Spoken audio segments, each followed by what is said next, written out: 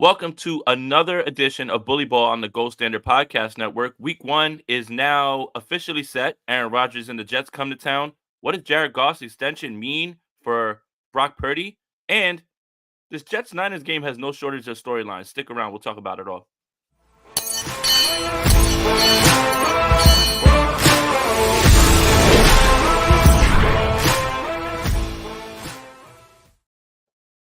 Woo, snazzy new intro. I'm Jason Aponte. That's Steph Sanchez.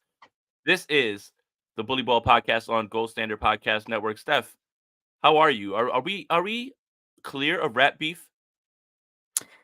I was hoping you would start with some reference to the rap beef because I wanted to ask you who do you think won? Well, I'm The gonna. guy, the guy whose record I cannot escape. I was literally out last night, and Not Like Us came on, and this is on the East Coast, and everyone starts to do On their the East version of the Coast too. candidates. Hey, Yes, hey, I think we know who won. But yeah, finally we're clear of rat beef. We don't have to talk about that anymore. But Wednesday is a holiday, and the NFL is incredible at making everything literally an event. Everything, the schedule, invite. But before we get into all this stuff about who the week 1 opponent is, I want to ask you a question. Do you care if someone has knowledge of the schedule and leaks it early, or are you one of these people that is like, please don't leak it. I want to see on Wednesday. I do not care at all, and it's At just all. because you said it, Jay. Like the NFL does a good job of building the anticipation for these anticlimactic events. Like let's be Right. honest, the schedule release is not that big of a deal, but Mhm. it's a milestone of we're one step closer to the start of the season, right? So for Yeah. that, we're excited. We're excited to finally see when some of these games are going to be played, the primetime games, all that stuff. But I don't care. Like for me, I want the dates as soon as possible. So Right. if anyone out there has some of the games, knows when they're going to happen, let me know because I want to know that ASAP. Right. And the reason that I want to know the dates, because we already know the opponents, and the opponents were given to us last season, is because I want to plan my trips. I want to go to Miami. I want to go, I want to figure out when I'm going to make my way to Levi's. And like I've already looked at the opponents and said, well, I've already been to Levi's. I want to go to other stadiums. I want to go to Miami. I want to see when they do Buffalo, Green Bay, because if it's during a time when it's not negative 300 degrees, I'd like to go visit there too, whatever. But, Miami for sure is the one that I've got my eye on. But regardless, little by little, the schedule is leaking out. Obviously, we knew Green Bay and the Philadelphia Eagles week 1 in Brazil. That's a Friday game. We are eating good as 49ers fans, and I want to tell you why. Thursday night football, the Chiefs against the Ravens. Friday football, the Packers and the Eagles. We get Saturday off. Sunday is our day because the San Francisco 49ers play on Monday night football against the New York Jets and Aaron Rodgers. So we get 3 whole days of football without having to have heart attacks about the team, worry about our team. We get to, Sunday, I'm going to do something that I normally don't get to do on Sundays because I'm so locked in and trying to take my notes and get ready for it to analyze everything. I'm going to go watch football with people. I'm gonna go watch football with people, You're gonna be like, and social. and right, and just check my fantasy scores and have a blast. But it is set in stone. Aaron Rodgers on his way back to back years on Monday Night Football. Last year, obviously, only played 4 snaps before he tore his Achilles. But obviously, the Aaron Rodgers thing is gonna bring up Steph. Did you know that he wanted to be a San Francisco 49er and the 49ers passed on him? Yeah, I was like, that's the one thing I can wait on to hear the same narrative over and over again for like the past however many years he's been in the league, however many times he's played the 49ers. Like always they will remind us of that. That can wait. Yeah. No rush I on didn't know that. I just found that out today. I had no idea that Aaron Rodgers went to Cal, wanted to be a 49er, and the 49ers selected Alex Smith. I had no idea at all. I mean, that was shocking. That just added on the see, I thought this was a DJ Reed, Solomon Thomas, Javon Kinlaw revenge game, but that just adds a whole new layer, Steph. I can't believe that the 49ers would do something like that, right? It is crazy. But no, I do like that the 49ers get to start the season at home, prime time. They don't get a lot of home games to start the season, but I'm excited for this. You don't have to worry about the heat because it's going to be a night game. I like what you said because yes, because it's a Monday night game, we are going to have to wait the longest to see our teams, both 49er fans and Jets fans. But, you got a nice spin to it. We get to enjoy Sunday without the worry of having to watch our team, without the stress of it, the anxiousness. So we could just enjoy watching everyone else. I feel better about that. And one thing I don't love is that the team is going to have to play on a short week for week 2, but it is week 2. So at some point, every team is going to have to get a short week that they're going to have to play, right? I feel like you would want it to be in week 2 if you can pick when that happens, right? The wear and tear of the season hasn't really quite hit you yet. But yeah, I love the starting the season with energy, with bright lights.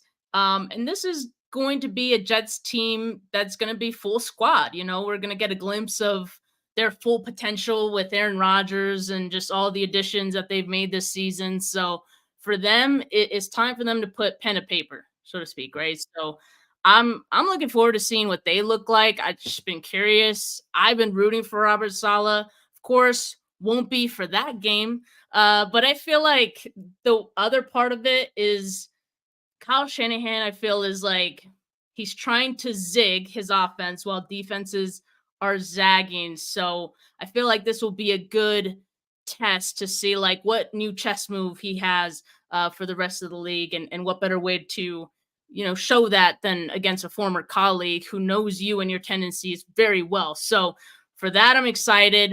And then you look on the other side of the ball, 49ers third defensive coordinator since Saleh. Um, 49ers wanted Jeff Ulbrich this offseason. Jets weren't having it. They hired Nick Sorensen, and we'll see what Nick Sorensen has in his bag for that game. And you just mentioned, too, like there's a lot of former 49ers players, and now with the Jets, so revenge game, right? We're going to see all that. So I like it. I like exciting week 1 games. The against Pittsburgh doesn't really do anything for me. You know what I mean? Against, I don't even remember some of the other ones, but this is a memorable one. I feel like it will be. Let's see if we can remember. Let's do 2019 Tampa Bay, 2020 Arizona, God, 2021. you have good Oh memory. dear. No, 2021. Come on. Come on. This is bad Come on. podcasting, but it's gotta come to me. 2022 was Detroit. 2021. Wait, 2021 was Detroit. 2022 There's was one with the Bears Chicago. too. Was Chicago. Yeah. And Yep. 2023 this past year was, oh dear, Pittsburgh. All Yeah. right. See? Pittsburgh. There we go. All right. Boring. But All those games I are do boring. I do want to say this. The schedule releasing and the way that the games are staggered are very important in this way, because last season the 49ers had the least amount of rest in terms of other teams and how they came in. All the flying across the country. By the way, the 49ers still won a shit ton of games. So, they're pretty good, Leave so it out, it Rob. can't yeah, it can't be as bad as last season, right? It can't be as bad as last season. But yeah, you're right. I mean, I found out today that Robert Saleh is a former 49er defensive coordinator. That just adds another layer. I mean, that it's just there's no shortage of things that I'm finding out. But I did want to go through what the Jets offer, because they did have the number 4 defense in football, I believe, last season. So you have Sauce, obviously, and Rob, right after this, pull up what's going on with Sauce and Mooney Ward so we can have that up. But they added Hassan Reddick. They have Jermaine Johnson, Quinnen Williams, Michael Carter II is their slot guy, DJ Reed, old 49er, Quincy Williams, CJ Mosley. They just added Chuck Clark. Tony Adams is their free safety. Just added Mike Williams. They have Garrett Wilson, who's fantastic. Brought in Tyron Smith to protect Aaron Rodgers' blind side from the Cowboys, and Alan Lazard, and obviously Brees Hall. So the Jets have a team. Like, the Jets are on paper very well loaded. Now, having lived on this side of the country, I know all well and full well about this is our year and this is what we'll see. Even Jets fans, when I speak to them and I tell them, hey, look, Aaron Rodgers, this guy, and they're like, calm down. They're like, calm down. Like, don't like, and even this is Jets fans, like, they're not even enthusiastic anymore at this point. But it will be a nice little test for the 49ers, especially with the way their defense is gone. I think the chess match between Saleh and Shanahan which if you guys haven't listened to the Playmakers podcast, it gives you a little bit of insight into what was going on in that building when they were both there, in terms of practices turning into like full-on wars, in terms of like trying to get the better of each other. So don't think Robert Saleh doesn't have revenge on his mind in that way. And there's no shortage, again, of storylines in this game at all. Aaron Rodgers and the 49ers, right? DJ Reed used to be here. Solomon Thomas, Javon Kinlaw, like all these guys, right? It's a lot of fun. And the Jets have adopted the 49ers way that it almost feels like, hey, this is really like looking like a moment where we can actually have some storylines to talk to. And John Chapman, thank you for the donation, buddy. Stefan Aponte, greater than Rodgers and Quinnen Williams. Man, thank you for the donation, man. Very, very generous. Shout out to John Chapman. He does a lot of great work. But this game will be at Levi's, so it won't be on the dreaded MetLife turf, thank God. So that's something that we can hang our hats on as well, too. But this is going to be a very nice test for the offense. So I alluded to it a little bit earlier, Rob. Mooney Ward and Sauce Gardner, they're going back and forth on social media last year. Let's take a look at the initial tweet. So Sauce Gardner says, I told y'all the Niners might look better on paper, but the Chiefs always find a way. And this was right after the Chiefs beat the 49ers in that regular season game. And then, oh no, this is after the Super Bowl, if I'm not mistaken, right? Yeah, this is after the Super Bowl. And Tarvarius Ward, I'm just going to read it. Boy, your ass ain't never sniffed the playoffs. You watch it from the couch, worry about the sorry-ass Jets. Everybody got something to say about the team in the Super Bowl. Your opinion doesn't need to be heard, kid. This is cornerback on cornerback violence. And then Sauce Gardner starts today. Y'all be gassing stuff up about people that play the same position. Me and Ward not lining up against each other a single play. He was heated that day like anybody else would be and took what I said the wrong way. End of discussion. Steph, cornerbacks beating up on each other on social media. Go. I like Sauce's response from today because, I mean, he's not wrong. They aren't going to be lining up against each other. They might have had some little Twitter finger moments in the past. Hey, that happens to all of us, right? So sometimes guys move on. Doesn't mean anything. So, yeah, I don't think this is going to be a storyline really heading into the season. Fans will make it so, as they already have, like, brought those tweets back up. But he's right. They aren't going to be playing against each other directly, so we'll see.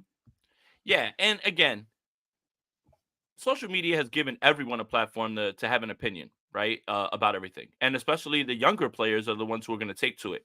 So I don't really see anything like crazy about this. Again, they're not going to line up with each other. Maybe there's a little trash talk before the game, but it's not like Sauce was talking to Debo, Sauce was talking to Ayuk.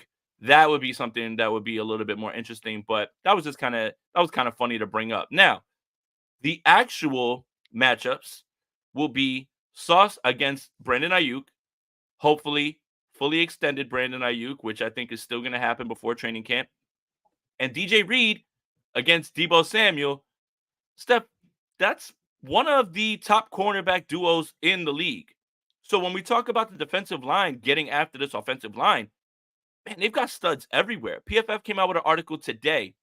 The San Francisco 49ers have the two strongest, I believe it's tight end and linebacker rooms. That's the one that they gave them in the NFL. But right behind them in the linebacker room is the New York Jets with Williams and Mosley. And then you look outside, it's hard to find two corners that have played as well lately than those two.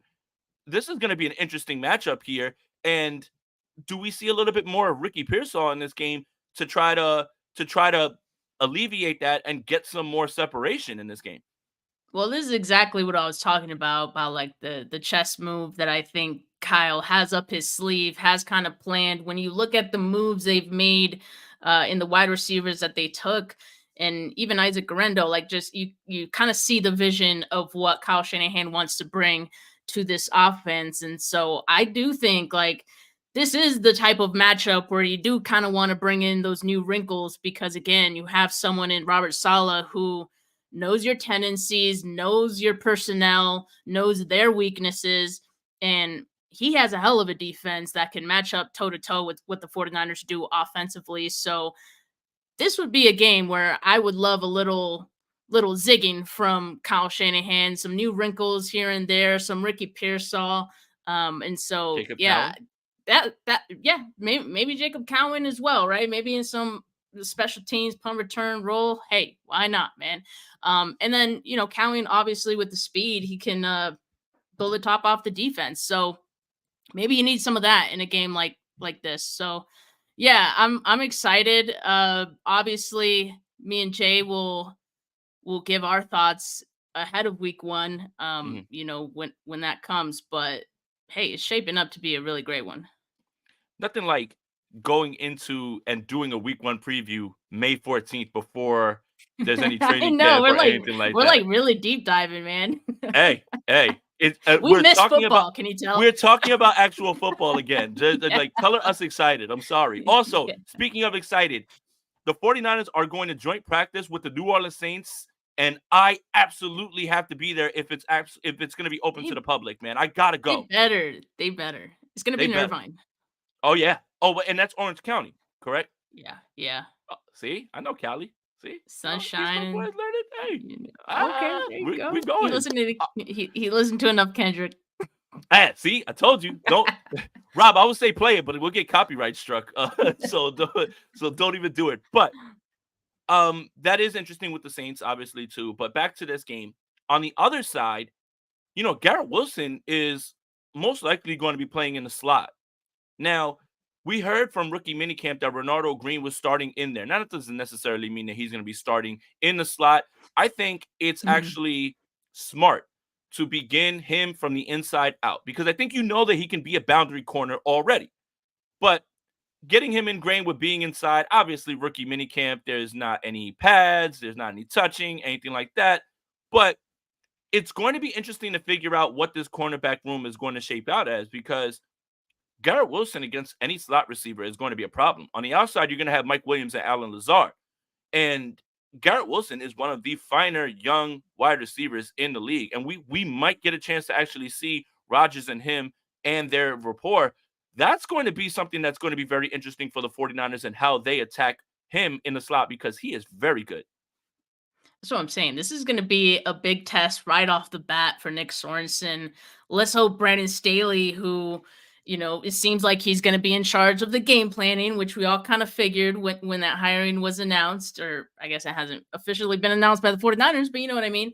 Um, yeah, I think that'll definitely be a test for the defense, a test for any newcomers, because as we know, outside of Mooney Ward and Lenore, which are the mainstays in that secondary, you have some new faces, right?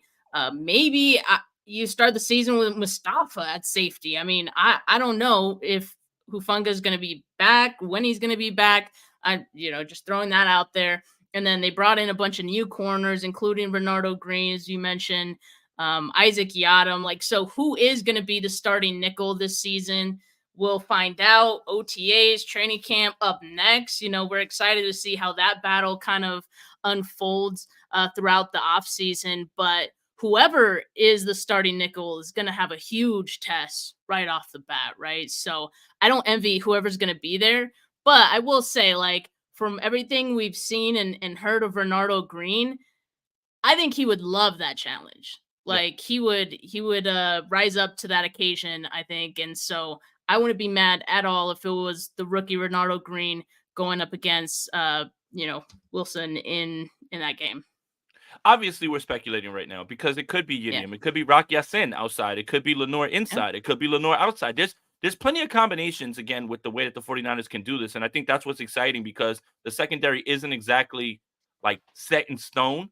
And there are a few options, and there are guys that have upside and have potential and could, be better than other guys. But we have to wait for all of that to play out. Yeah, this Jets game is a perfect game, in my opinion, for week one for the 49ers to kind of show, hey, they're not like us, and or we don't have a Super Bowl hangover, right? So it's going to be really, really interesting to see how this one plays out. So again, let's kind of Well, pivot just one because more thing though, one more thing. because you're like uh saying that we'll have to wait and see, like, who's going to be out there for the 49ers on this defense.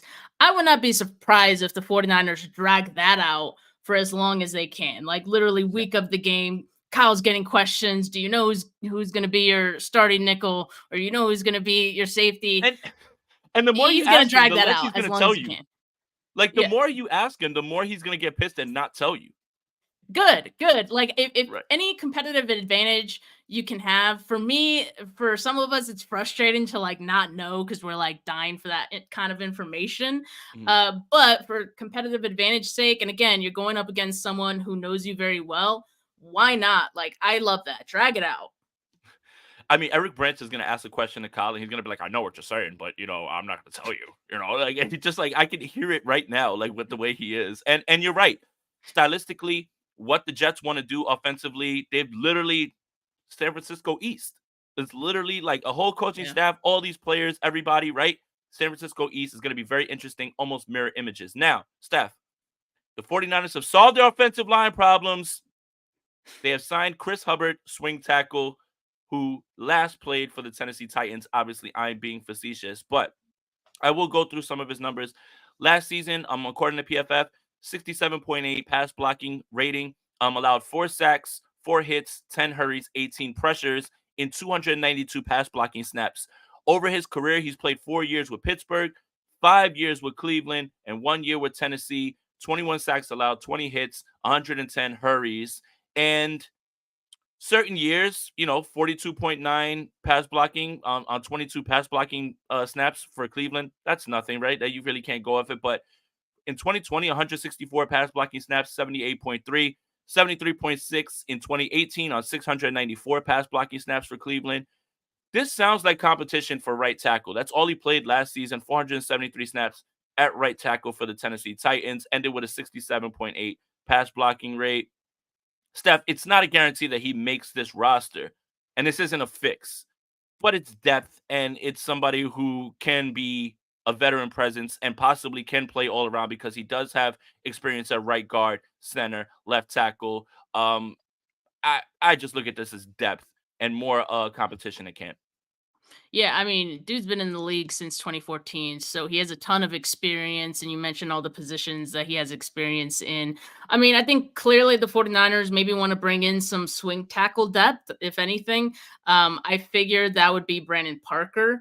Uh, but I mean, also pretty clear that Pooney wouldn't play that role. I think they want him strictly at guard. They did mention like he could play tackle in a pinch, but that's probably not necessarily the situation you want to be in. Only, break glass in case of emergency kind of thing for Pooney playing tackle. If you ask Titans fans, I mean, they will tell you that Hubbard was a nice surprise for them last year. And you mentioned some of the stats, in those 292 pass blocking snaps. Also, no penalties. So that's nice to see. And for people who are wondering like why he was available this late in free agency, I know, his season last year ended with an injury. So maybe just teams wanting to check in on his medicals and all that. I don't really know, but um, if that's your reasoning for saying he's not going to make the team or something like that, I don't know. I mean, crazier things have happened. I remember Deshaun Gibson literally having a tryout during joint practices with the Vikings 2 years ago, and that was ahead of the preseason. Right? So that was after training camp. So it isn't outside of the realm of possibility. I'm not counting him out to not make the team or anything like that. Hubbard's going to have OTAs. He's going to have camp to get acclimated, and vice versa. 49ers get acclimated to him, see what he has. So I'm going to wait and see what he looks like before making any like sweeping judgments. I think the 49ers will as well. And so for now, depth and options is always a good thing. So definitely not mad at the signing.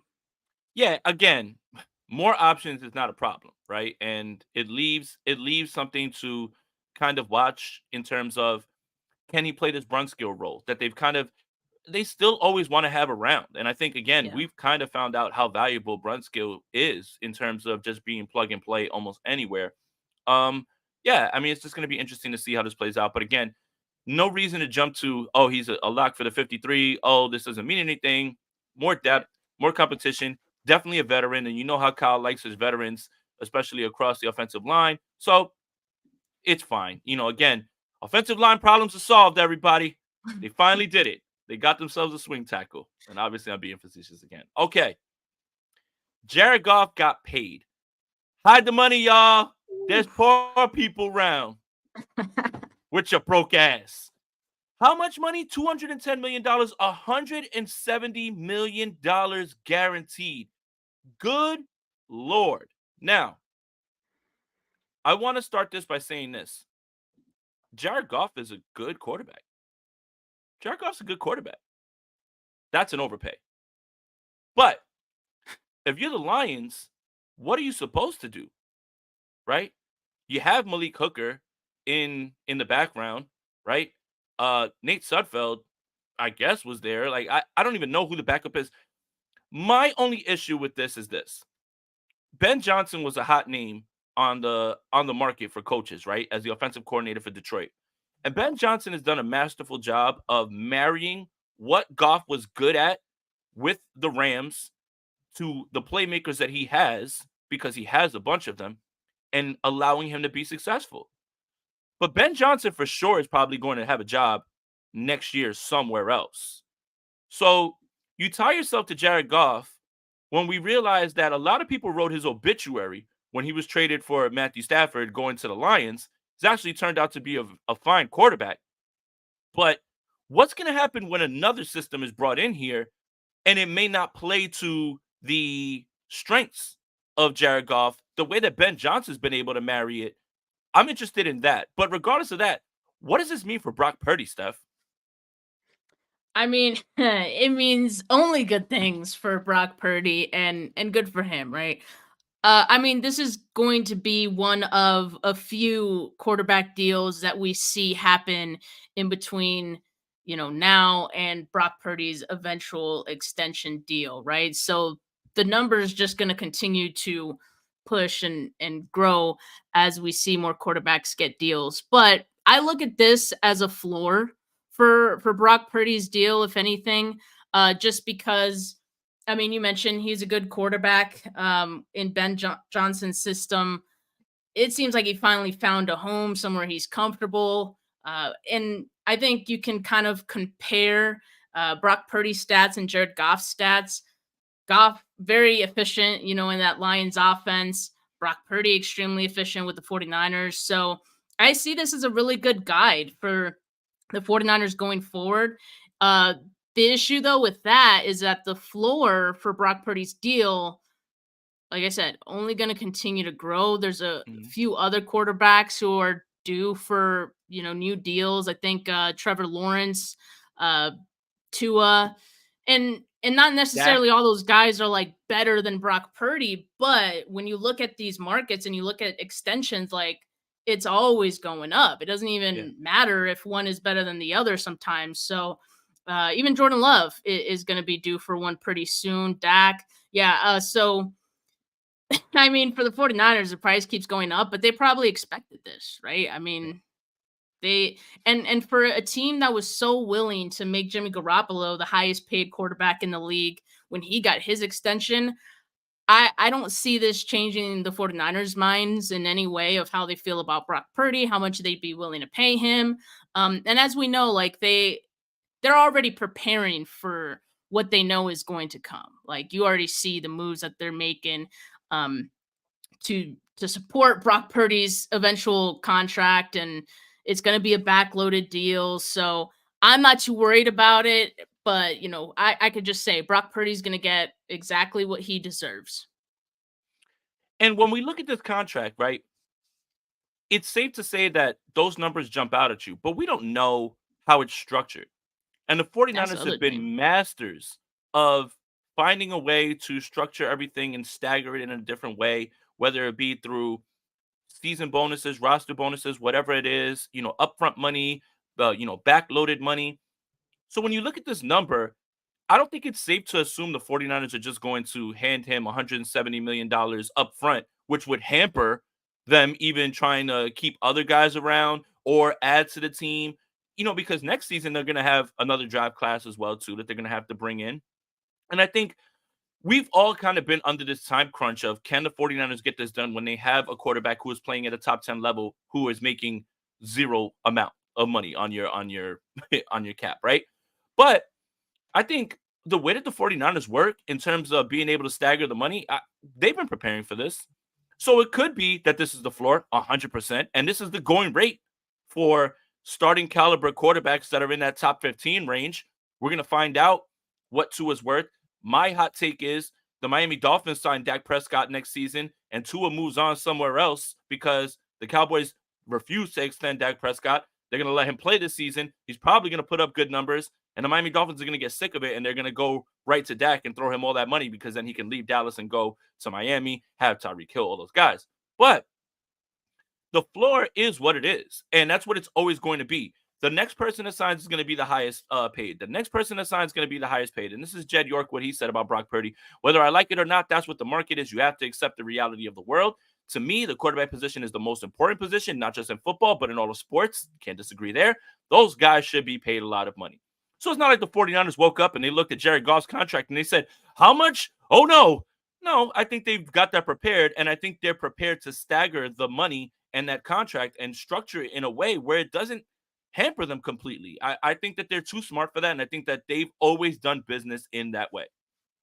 Yeah, and you mentioned something that I think fans and even myself sometimes forget. Like when we see these big numbers right off the bat, is like, oh God, like the 49ers are going to have to pay so much for Brandon Ayuk. They're going to have to pay this much for Brock Purdy. Price went up. All those things are true, but we have to wait and see how these deals are structured because oftentimes the initial numbers don't end up being what it actually is. So like, for example, Amon-Ra St. Brown's deal came out. We had like the initial numbers and it was like, oh my God, like Everybody mind lost their blowing. mind. Yeah, exactly. Mind blowing numbers. And then when the structure came out, it was like, oh, it's actually like this much. It's So actually like like we 30 gotta million only. Yeah. exactly. So we gotta just kind of wait, not Mhm, overreact to these things. You best believe the 49ers are not overreacting to any of this. And mhm. they, like other teams, you know, are gonna structure things in a way that, oh, it's gonna look nice and shiny when you first see the numbers, but in actuality, it's gonna be something that's smart for the team as well. So that's always something that, I gotta remind myself of and fans gotta remember that as well. And what's interesting is if this draft class produces guys that can be impact players for cheap, then it makes those tough decisions that you'll have to make for players that are a part of this core or do a bunch of money a lot easier, right? Like it's easier to part ways with a guy who has been here and been productive when you have someone that's cheap behind him who is playing well and being an impact player. So the draft is going to tell us a lot about who stays and who goes, right? Who ends up being an impact player, who ends up being a starter, right? Guys don't have to be all pros to be impact players. And we're going to find all that stuff out. And if you can save some money over here, over there, and I think a lot of us have the opinion that we're building to a little bit of a divorce with Debo Samuel and most likely Juwan Jennings, right? And Juwan Jennings is going to be owed some money. Obviously, Debo Samuel's money comes off, and some of that's going to go to Brandon Ayuk. But the 49ers are prepared for this. And I think, again, if the draft actually produces high-end guys that can start, be impact players for cheap, then it's much easier to make those tough decisions. And it's like Mike Tannenbaum told me when I asked him the question about Brandon Ayuk. It's down to, are you a nice to have player or have to have player? And those are the decisions the 49ers are going to have to make down the line because when you start paying a quarterback, it becomes increasingly and increasingly tough. And the only team that I really see that is able to do it over and over because they keep restructuring is like they keep bringing in good guys and they keep signing guys and they keep drafting. Well, damn Kansas City Chiefs and Patrick Mahomes, man. But everybody else kind of struggles when it comes to paying a quarterback and having to pay everybody else and keep impact players around, right? And that's what we're kind of seeing with Josh Allen. You got to move on from Stephon Diggs. Well, we got to find Keon Coleman in the draft now, and we've got to start all over. So will it work? Will it not? You put a lot on the plate of the quarterback because you're paying them a lot and you expect a lot of them.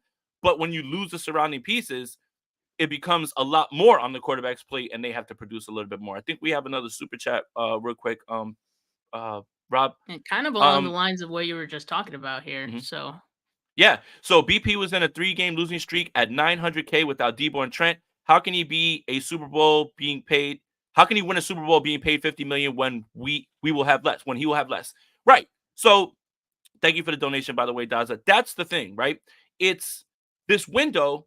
The Super Bowl window isn't closed for the 49ers, and it won't close like in 2 or 3 years. But the window to win when your quarterback is producing at a top 10 level and literally not counting against your cap is the window that there's a little bit more of a panic and get to. That's why the season feels like a little bit of a last dance season for this group. I'm not saying a bunch of people are going to go, but it does feel like we're moving towards a Deebo Samuel divorce. And if this is a contract year, technically, because wherever he goes, I'm sure he's going to want more money or another contract, then he might be playing like the Renners do, which is great. And you might see Juwan Jennings leave. Who knows what happens with Trent Williams next season? You don't know what this is going to look like. And when you're paying a quarterback that much, those tough decisions have to be made. So again, I don't think the 49ers are caught off guard, but this window of winning when Brock Purdy's making nothing, it is really the window that people are more worried about than a overall Super Bowl window of maybe 1 or 2 years down the line.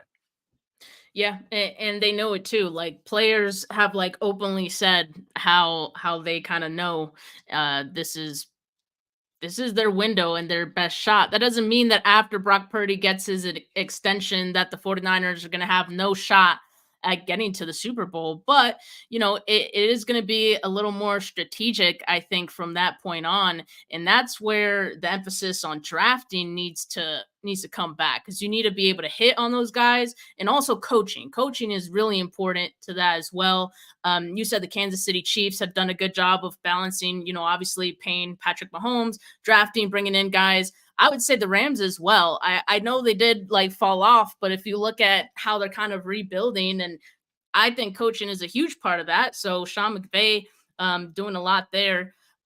So yeah, I mean, for the 49ers, it's going to be more of the same. And yeah, it's going to be a challenge, but they kind of know what to expect. And I believe in this coaching. So hopefully, they'll be able to get it done and be a competing team, even with Brock Purdy on a big extension.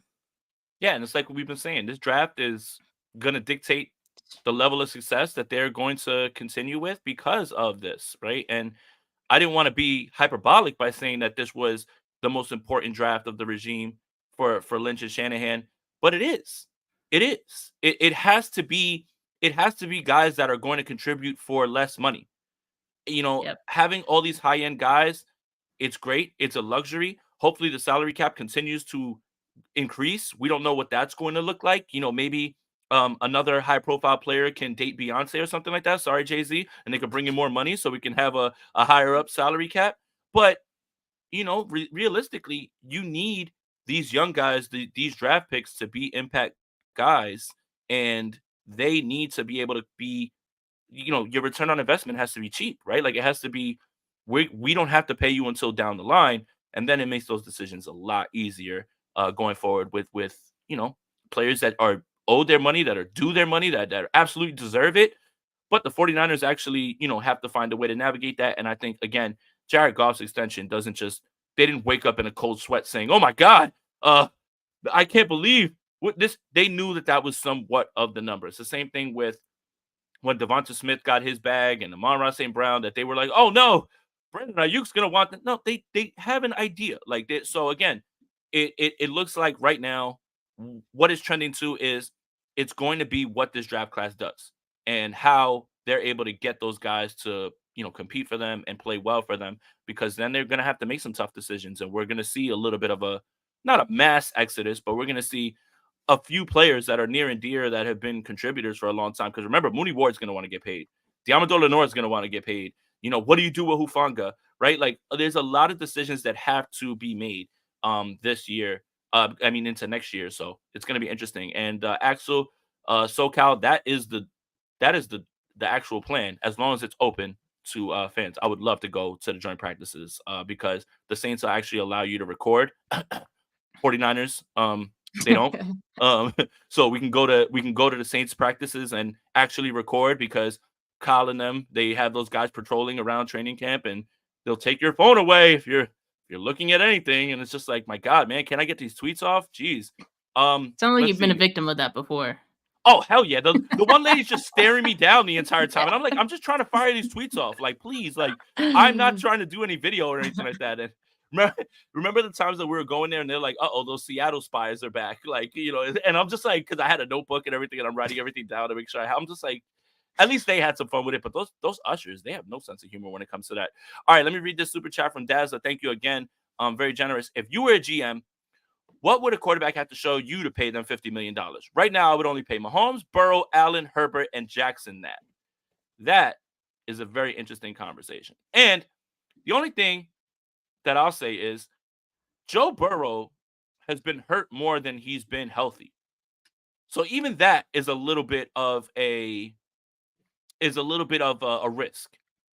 Josh Allen, yeah, I mean, I guess you have to, because what else is Buffalo going to do? Herbert, look, I love Justin Herbert, but the results haven't been there. Like, I think we need to have a discussion. I'm telling Rich on you. Yeah, no, I don't care. We know that the guy can make the throws, right? But we need to have a discussion about Justin Herbert, right? Again, the Chargers aren't going to do better than him, but I expect more of him. And that's, I think, what I'm getting at.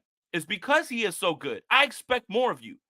I expect you that when your defense isn't playing well, you and that offense have to lift up. And that's exactly what quarterbacks that get paid that amount of money, when you're not allowed to, when you can't pay the defense and all that stuff, you're expected to make up the difference between the roster and whatever you're lacking.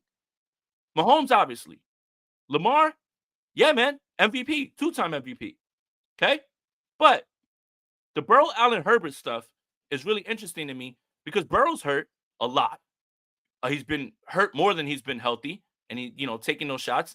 Josh Allen has these glimpses where we're just like, there it is, and then we're just like, what the hell is that? And I just expect more of Justin Herbert.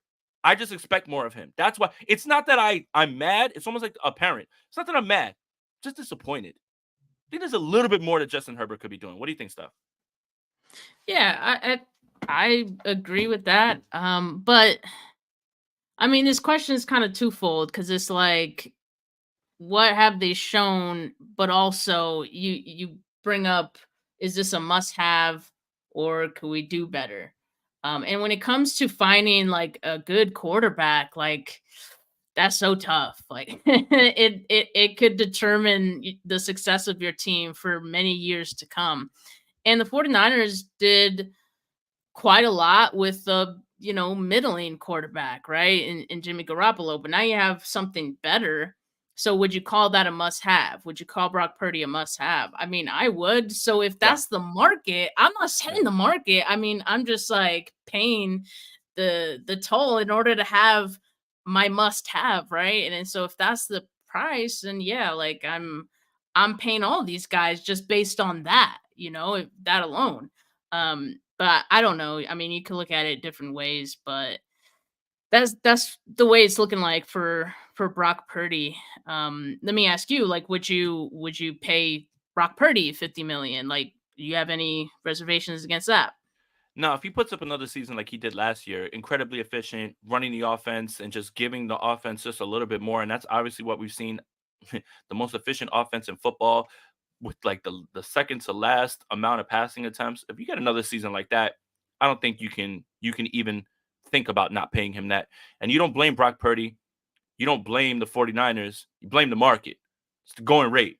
It's literally just the going rate. Like, that's it. Like, it's always going to increase. Like Jed York said, it's not only the most important position in football, the most important position in sports. And those guys deserve to get paid. The expectations change then when you make a certain amount of money. But I still think the 49ers are well adjusted and they'll be able to do it. We got to get up out of here, though, Steph. Thank you guys for checking out the new episode. Make sure you guys are subscribed to the Gold Standard Podcast Network, wherever you get your audio podcasts. Make sure you follow Steph on Twitter at Steph49K. Make sure you follow me on Twitter at JasonAponte2103. Go over to GoldStandardNiners.com for all your writing that Rob does. It's a bunch of good stuff on there as well, too. Links to the podcast, all that. And as always, let's go Niners. Let's go. Peace.